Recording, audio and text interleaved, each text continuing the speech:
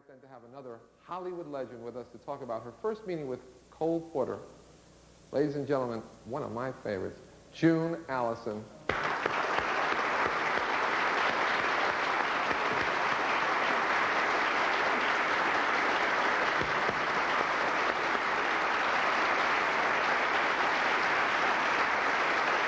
Thank you.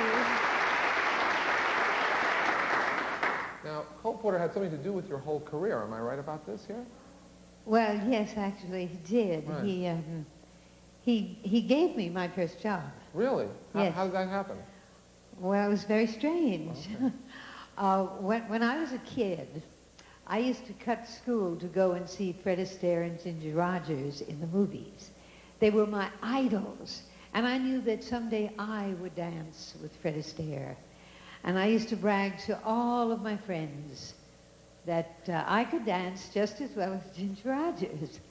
And one day in the newspaper, there was an ad for chorus girls wanted for a show called Panama Hattie.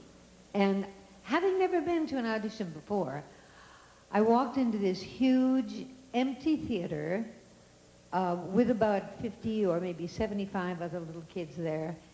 And I didn't know what to do. I just sort of stood around.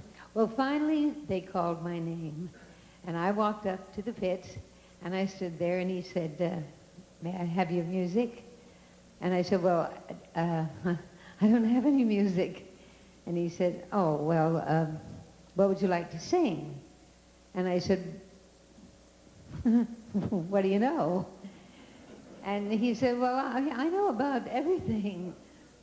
I said, well, just play anything. And he said, what key? And I said, well, any key. And he said, oh, okay. And he played something. I don't remember what it was.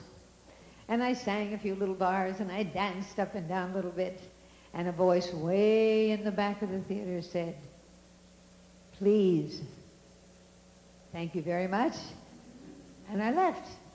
Well, they called me back 4 times. They weeded out a lot of us.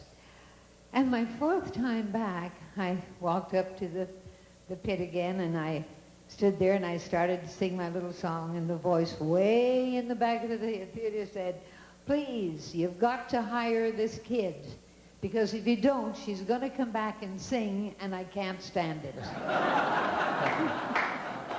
And that was Mr. Cole Porter.